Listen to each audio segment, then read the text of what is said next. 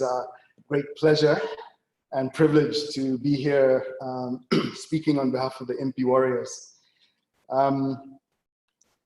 So the title of the talk I was given was Tuberculosis and Other Infections of the Heart in Africa. So it won't be a surprise to most of this audience to learn that Africa remains the last continent where, when you look at the top 10 causes of mortality, communicable diseases occupy the vast majority. And in particular there you see that HIV and TB are very prominent contributors. When you look at the prevalence of both, you see that in some regions of sub-Saharan Africa, the HIV prevalence rate is about between 10 and 25%. And again, when you look at TB prevalence rates, in many regions, it's over 300, the incidence is 300 per 100,000 population. So it's not surprising then that in addition to many of the disorders that we've been speaking about today, acute coronary syndromes, atrial fibrillation, etc., that we have to be very familiar with understanding how these infections, and TB and HIV in particular, affect our patients and learn how to look after them. As an example, when this is a prospective registry published in Annals of Internal Medicine 2012, looking at the causes and treatment and outcomes of heart failure from about 1,000 patients admitted to 9 different countries around the continent. And the important thing here is to look and see that TB pericarditis contributed just under 4%, and HIV-associated cardiomyopathy just under 3% to causes of heart failure. So what I'm going to do over the next short while is give you a bird's eye view, a retrospective view of the journey we've had trying to improve, better understand and improve clinical care and clinical outcome of tuberculous pericarditis through clinical research, and very much in collaboration and cooperation with folks here at PHRI. So I'm going to focus on TB pericarditis because time is limited and not delve into HIV. TB affects the heart in mainly 3 ways. As you see from the top panel of MRI pictures, one can get TB myocarditis. Very rarely, you can also get TB endocarditis. I suspect that both are very much under-recognized because it is only with this modern technology at very few centers that we're able to make the diagnosis, and often the diagnosis is made post-mortem. So it's really tuberculous pericarditis that is the manifestation of TB in the heart that we see the most. So it's the most common cause of effusive pericarditis in TB endemic areas. Reportedly up to 800,000 cases per year around the world seen, although that is a modeling statistic as opposed to real. In some communities, such as the Eastern Cape of South Africa, it accounts for up to 10% of heart failure admissions in many of the hospitals.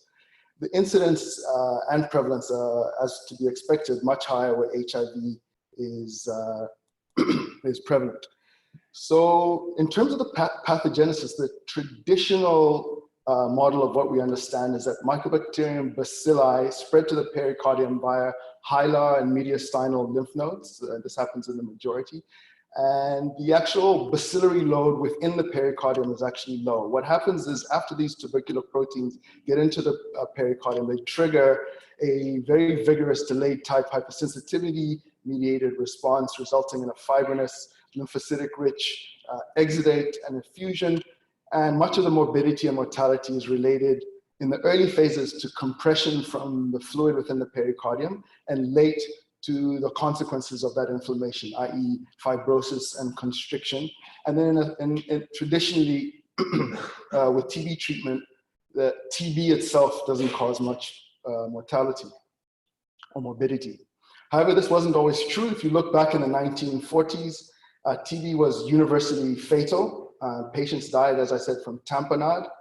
This was prior to TB treatment, of course, so TB itself caused quite a significant proportion of the mortality. And then heart failure from constricted pericarditis was important amongst survivors. In the 1950s, it was interesting to hear Salim talk about his father getting TB treatment. In the 1950s and 70s, there was a significant decline in the mortality, and that was driven by two things. The first is the fact that patients could, where available, undergo surgical evacuation of the pericardium to relieve tamponade. And the second was the discovery of these TB medications such as streptomycin, PAS, and INH. By the late 80s, the 4-drug standard regimen that we still use was widely established, and replacing surgical evacuation of the pericardium was actual percutaneous pericardiocentesis, and mortalities came down to about 8 to 10%. The thing that still remained a big problem, though, was constrictive pericarditis. As mortality dropped, incidence of constrictive pericarditis remained intransigently high. We believe that about 20 to 30% of patients with effusive pericarditis progress to develop constrictive pericarditis. And in much of the world, this is important because in much of the world, of course, surgical pericardiectomy, which is the definitive treatment for constriction, is not available. And where it is available, mortality, perioperative mortality is between 15 and 20%. So by the 90s then, although mortality was around 10%, TB pericarditis was essentially a neglected disease of the rural poor. It was not on anybody's research or clinical agenda. There was little understanding of the immunopathogenesis. Major challenges of how do you diagnose the disorder remained quite significant. And as I say, it was a low priority on both research and clinical agenda worldwide. Things, though, changed, and in particular, two things. The first, I did describe and show you the prevalence rates of HIV seroprevalence around the continent. As you see here, the real upturn in seroprevalence and clinical significance of HIV came in the early and mid-90s, and HIV fuels extrapulmonary TB, including TB pericarditis. And as you see from this Sagunsi paper from the Lancet, this is true here with TB admission rates, TB pericarditis admission rates going up with concomitant with HIV co-infection. The second important thing that happened in the mid-90s was the arrival of this gentleman, who many of you will know as Bongani Mayosi.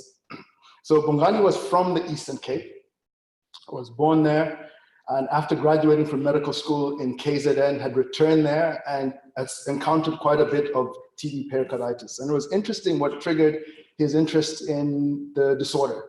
So one day at a ward round, after admitting a patient with TB pericarditis, he put them empirically on 4-drug TB treatment and started TB additional steroids, adjunctive steroids.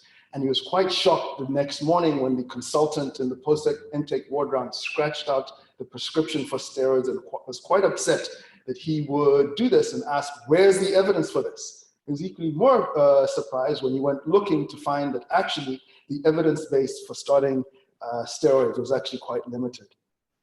And the question really revolved around, is TB pericarditis in the context of HIV the same disease? What are the implications really of an altered immune response, altered immune phenotype and function on the clinical presentation and its natural history, on diagnostic considerations, on drug treatment doses and duration, and the role of adjunct steroids, particularly in those who are already immunocompromised. So steroids, of course, because of this intense delayed type hypersensitivity response within the pericardium, had always been a very attractive option to clinicians. And in fact, between 1959 and 1989, there had been several studies looking to ask the question, do steroids improve outcomes in patients with TB pericarditis by reducing tamponade, constriction, and overall mortality? And in fact, by 1990, steroids had almost overtaken the evidence and become standard of care in many places, hence explaining Bongani's starting the patients empirically. We went ahead and did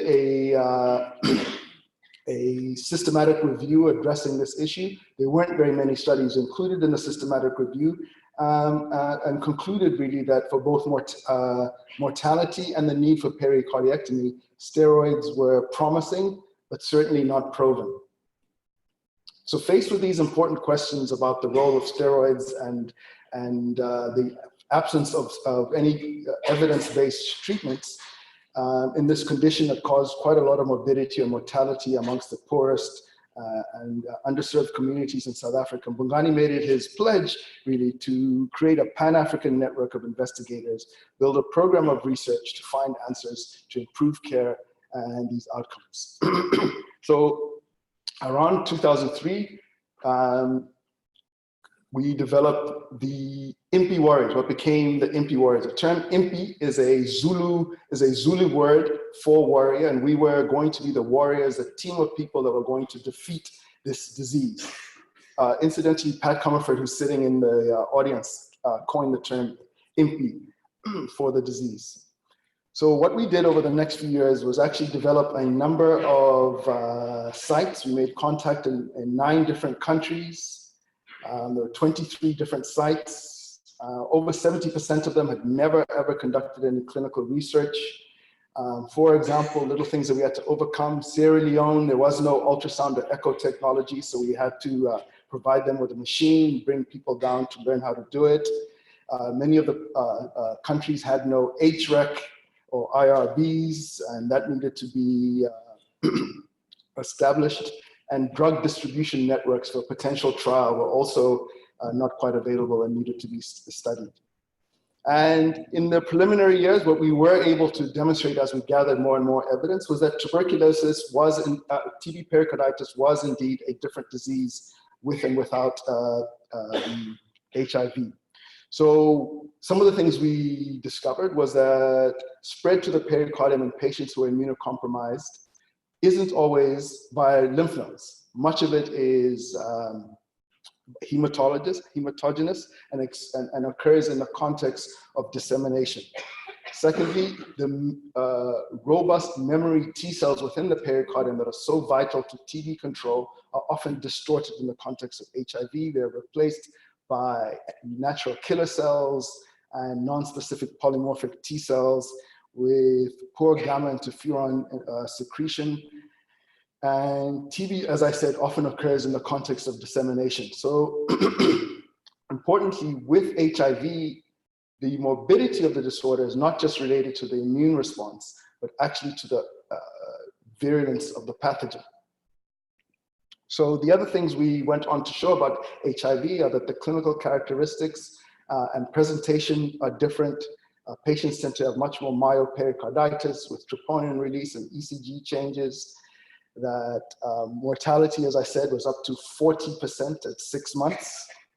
That the natural history with regard to constriction was changed. These were all small descriptive observational studies, but they were important to informing what we're going to do. The other thing that happened was Bongani and UCT had by this time developed quite a healthy collaborative relationship with PHRI, and Bongani was able to persuade Salim that a randomized control testing the issue of corticosteroids in the setting of TB pericarditis would be a good idea.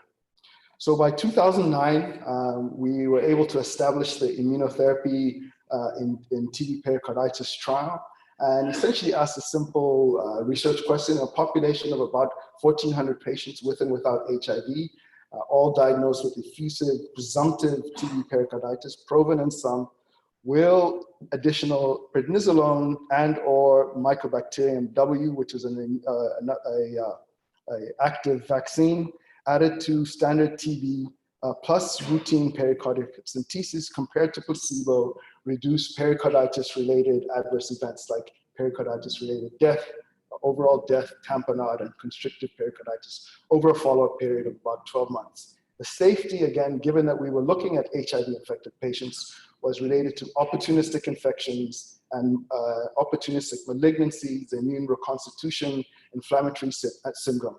Funding, after many an attempt, was obtained from the Canadian Institute of Health Research, and Cadila Pharma supplied the medication. There were some interesting challenges along the way. I described the ones when we initially started the MP group.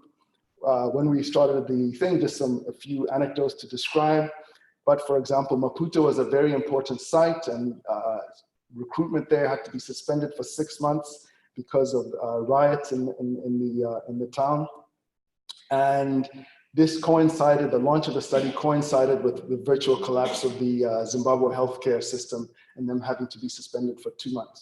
But we persisted, and eventually were able to complete the study and publish in the New England Journal of Medicine, as you see here. If you look at the detailed list of contributors and authors, you'll see and recognize many people that were very instrumental to the study, sitting some amongst you, and certainly in the bigger PHRI group, and for that we were incredibly grateful. What the study actually showed is that whether it was prednisolone or Mycobacterium W, in terms of the primary outcome, there was little improvement or change. In terms of the secondary outcome, though, it did look like additional prednisolone reduced the rates of constrictive pericarditis by approximately 50%. Importantly, in terms of that safety parameter that we were looking at, in those patients who had advanced HIV with CD4 counts less than 50, there was a 3-fold increase of Kaposi sarcoma in those patients receiving both prednisolone, either alone or in combination with the Mycobacterium W. The actual incidence was very low at 0.7, but it was there nonetheless. So despite the neutral results, the trial put TB pericarditis back on the clinical and research agenda. Mortality of 9% was back down to that 1990 level in the pre-HIV era. Much of this was attributed to the much higher rates of pericardicentesis that happened in the trial compared to what happened prior to that. Obviously, patients had close follow-up with detection and early detection of complications. And of course, much of the HIV group got early antiretroviral treatment. The other very important thing that the trial did is it built research capacity across the continent, allowed a network of collaborating investigators and sites across the continent that would go on to do much. Thank you so much.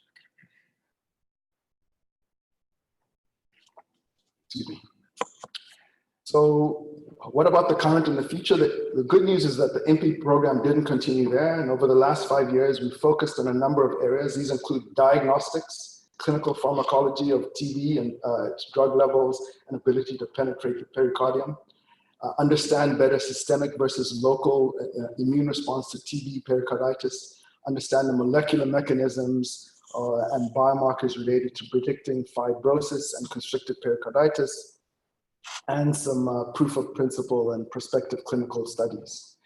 Examples include in the diagnostic field. You will know from those of you that understand pulmonary TB anyway, that there's been an explosion of new diagnostics, some of them looking at tuberculous proteins in the urine, others looking at nucleic acid-based techniques.